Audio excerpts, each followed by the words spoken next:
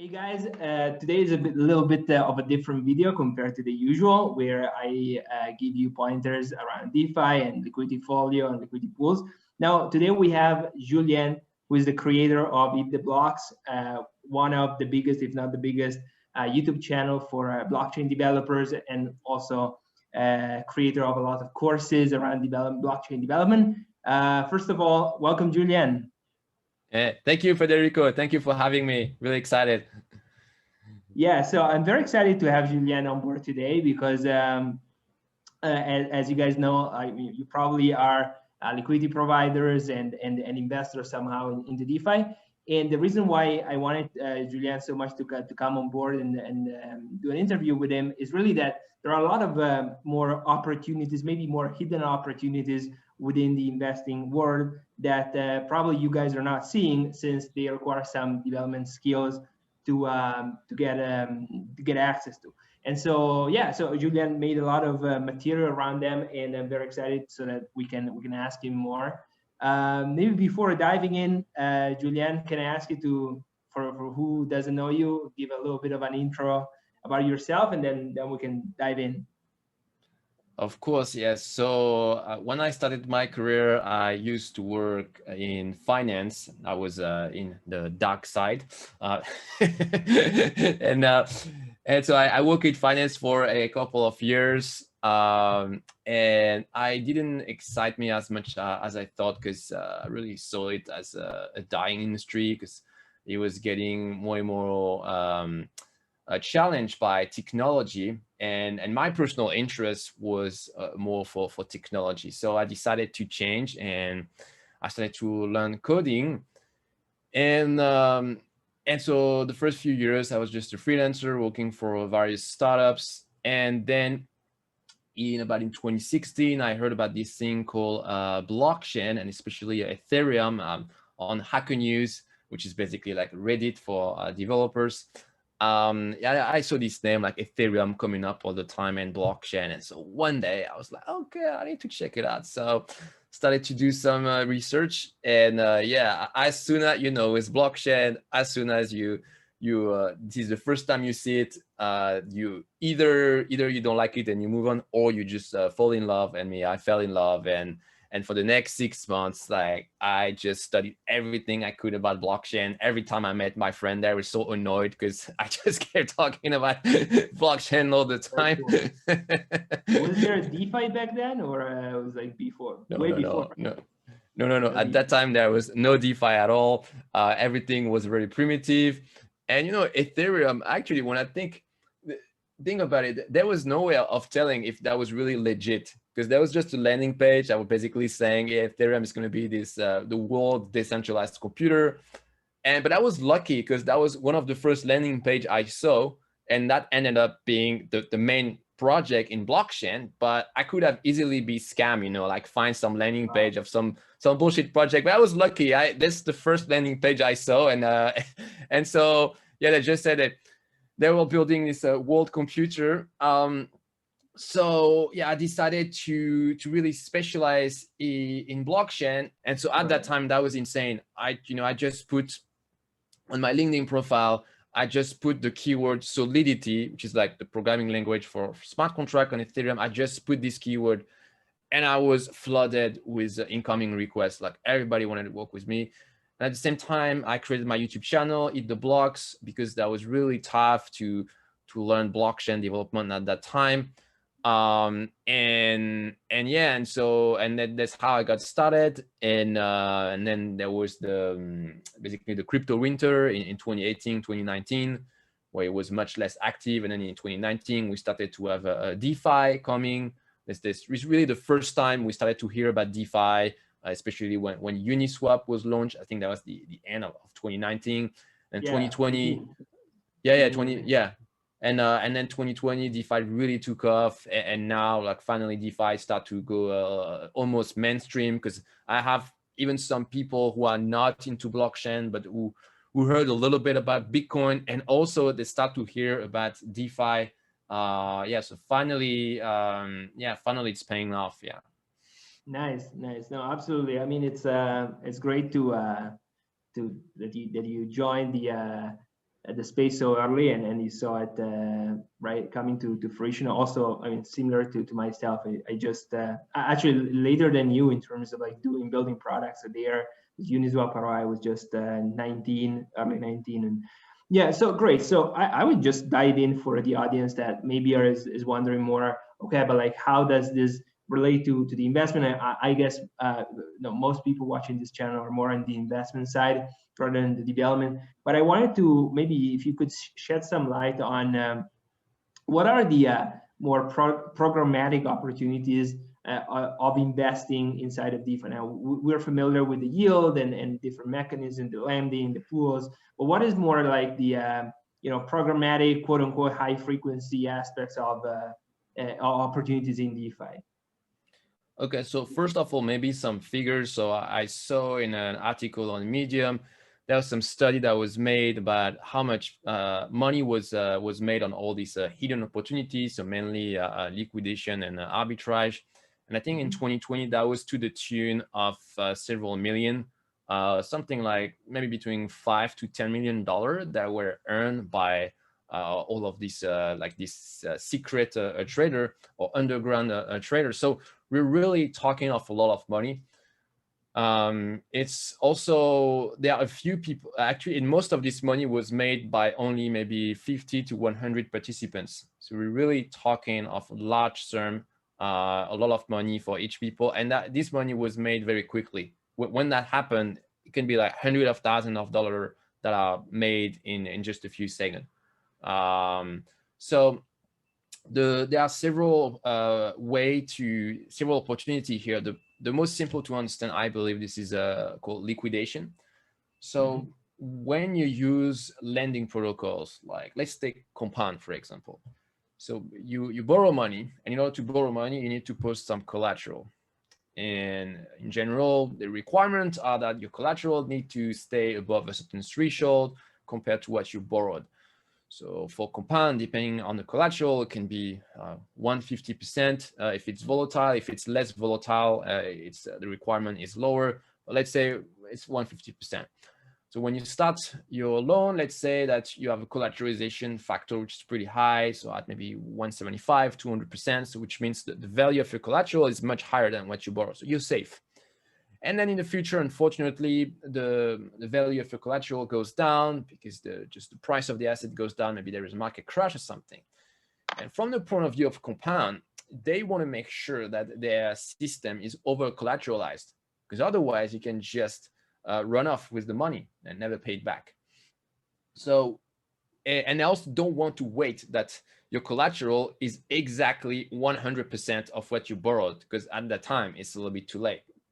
They want a safety margin. So so let's say they have a requirement for 150% for your collateral, and at some point it falls below this requirement.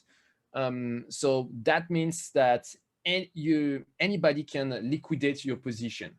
So your position is considered not safe. And so this liquidation, how does it work? In a liquidation, you will reimburse the loan. So if you see a position which is, let's say, I don't know, let's say 1,000 DAI, which is under collateralized, if you repay, you can liquidate if you can repay the loan. So you pay 1,000 DAI, and then you will get the equivalent in collateral. So let's say the collateral is Ether, for example. So you get the equivalent of in Ether, and plus you get a 5% bonus. So total, you get 1 of 5%, but your profit is going to be 5%. So then what you do is that you take this Ether and either you keep it or you sell it, but that's basically your profit. And for the borrower who got his position liquidated, so his loan is canceled, doesn't have to repay the loan, but in the process, he also lost 5% of his collateral.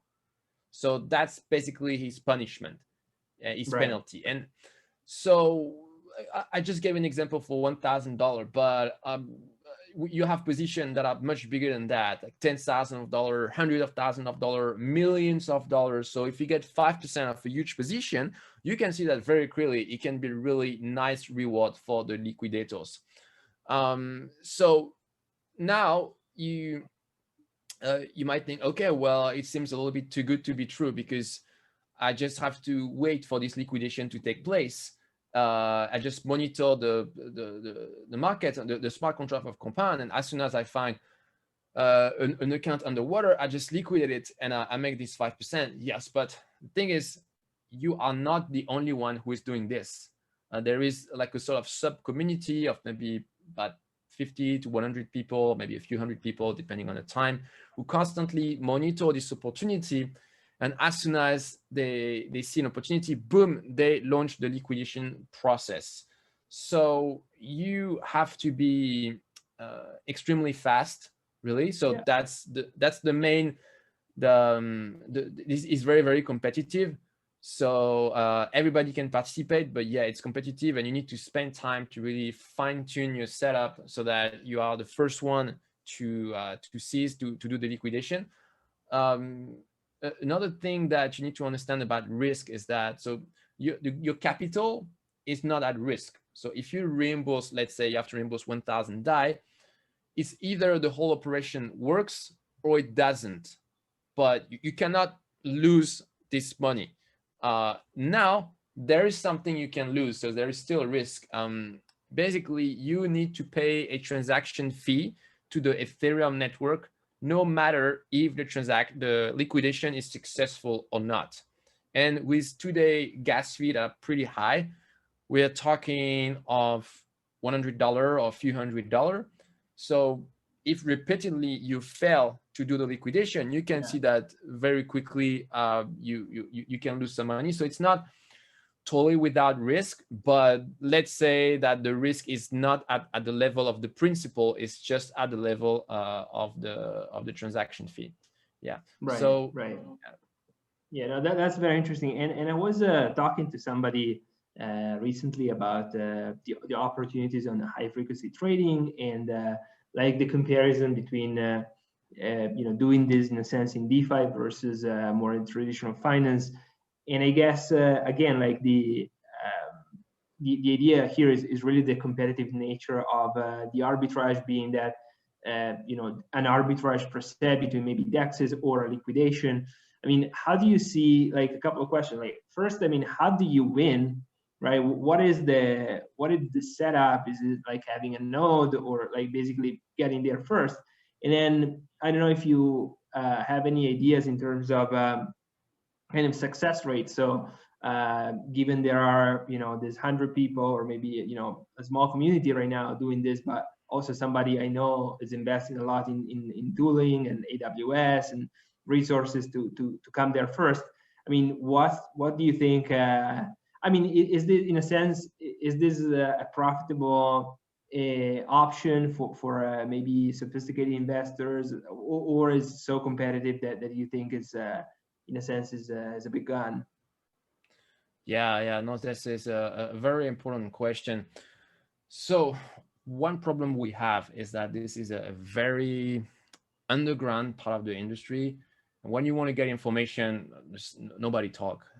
Just people just do their thing, and they just don't give their info. So it kind of remind me of traditional finance. When I used to work in finance, it was very much like this, super hard to get the info. So that's something I don't necessarily like, but it's just the way it is. So usually the people who, in the 50 to 100 people who do this, they are quite technical. A lot of them are not beginners. They have like a deep understanding of how a computer works. They also, one thing they do, so here is like, I'm speculating a little bit, but because I haven't had a chance to check with people that actually do this, but I'm pretty sure this is the case. So what I believe is that these guys, they're in a monitoring script, they probably do it not in Node.js, but they probably do it in Golang directly by modifying Ethereum clients. So they go in the code of the software of the blockchain basically, and they modify the code directly to get the info right away. And when they find an opportunity, they send a transaction directly from within the blockchain software so that it's super fast. Another thing I believe is that there are a lot of them are either miners themselves, or they have some sort of deals with miners, right, where basically, yeah, they send them transaction and they are sure that the transaction will be taken in priority. Probably also that miners let them have like maybe no transaction fee at all, so that if the transaction fails, then the cost of failing is really low. So it's possible that there are things like this. Yeah. So that sounds very specialized. I mean, this part of the maybe the programmatic opportunity is very specialized, and you probably need to have right some decent infrastructure to have a chance to. So the thing is, it really depends on your personality. So me, for example, I like to do things in public. I like to do videos. I like to do YouTube. So for me personally, I wouldn't want to commit several months to just work like in secret on my thing, and to maybe have a profit. But it's because this is my personality. But a lot of people, right, it is exactly the contrary. They don't want to show their face. They want to stay in private. And so if this is your personality, you're fine to work like this in submarine mode, then it can be good for you. You commit for a few months, you work on this, and also you need to be fine with the risk, of course, because it can be several months of investment for nothing. You need to be willing with this, and willing with the fact that, yeah, the reward is delayed. And also the reward is a little bit like surfing, you know, like when you go surfing, you are with your board and you're waiting for the wave, and sometimes it doesn't come for hours, and then there is the wave that is coming, the awesome wave, and if you are sleepy at this time, it's too late, you miss it. So with liquidation, it's a little bit like this, like you don't make money for weeks or months, and then there is a lot of market volatility because some event happened. Maybe, you know, Elon Musk tweeted something about Ethereum or DeFi, I don't know.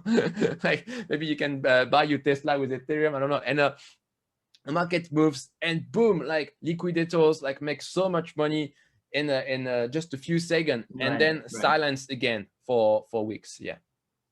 Okay, no, cool. Okay, so this is maybe, I mean, it's already a lot, but I just wanted to ask you, the last thing is maybe is so this is very specialized, but I also saw you making a video in terms of more of a crypto trading bot.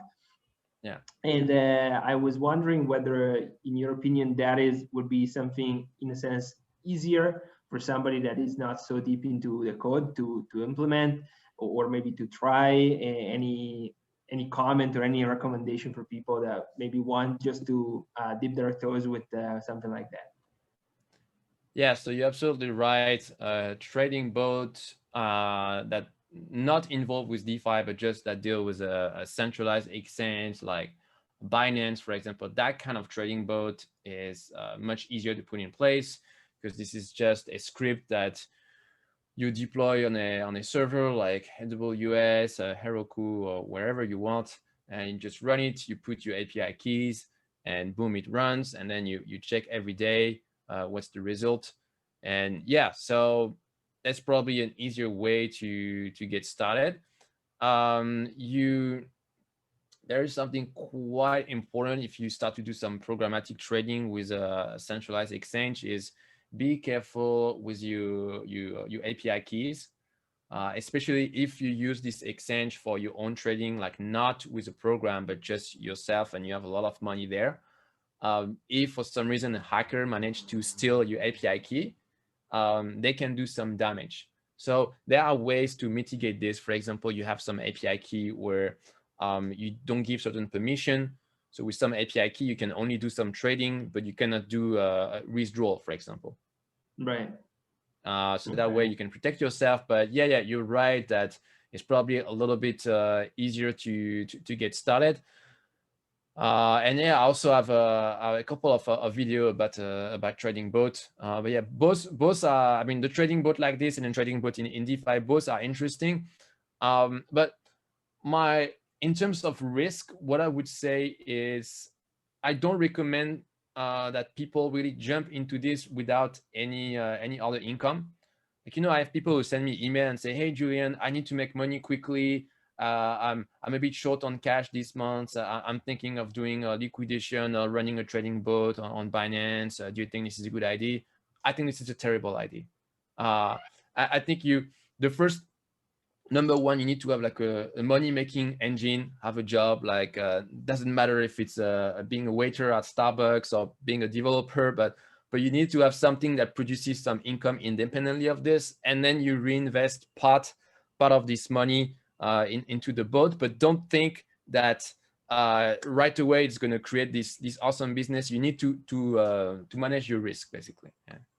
Yeah, no, absolutely. And I think maybe some of the audience or maybe some of the people that are providing liquidity or maybe using liquidity follow, they could think about I don't know, like reinvesting some of the earnings from the pools or from their passive income into maybe other, you know, programmatic opportunities, even if, you know, as you said, I think is also, I mean, there are very different categories of investing. Like this is very active, and yes, it's maybe lower risk from the principal, but it's so competitive then that again, like it becomes, it's definitely either you do it very seriously or probably, you know, may not be worth it. That's in my opinion. Versus something like, you know, liquidity pool or lending, where, you know, whatever happens, you just lock the liquidity there, and you know something comes, and you know, given the returns that this thing have right now, is already pretty good.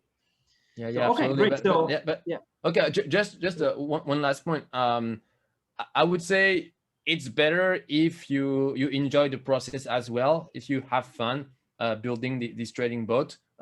If it's just 100% about the money, that's okay, but probably it's going to be a little bit harder to succeed. Whereas if you actually enjoy the process, maybe you're going to be willing to do it for longer, and as a result, you'll be more likely to be successful. So it's important also to have some fun. Cool. Yeah, no, definitely. And yeah, so I mean, for the people that maybe wants to know more and learn more about the programming of the blockchain, these bots, maybe we'll link some of your videos down below. But where can they find you and where can they follow you? Yeah. So you can just put a link to my channel, EatTheBlocks, and they can also check out the playlist. For example, I have a playlist about flash loan. I haven't mentioned flash loan, but flash loan is one of the big thing in a programmatic trading. So yeah, start with this playlist, and yeah, I mean, you see on EatTheBlocks, my channel, you'll find a ton of stuff. Yeah. Fantastic. And yeah, I definitely recommended your channel to everybody that wants to understand a little more how DeFi works behind the scenes. That's very cool content. Okay, Julian, this was great. I think we can wrap it up for today. And thanks for joining. And yeah, looking forward to have you again soon. Thanks, Federico. Bye, guys.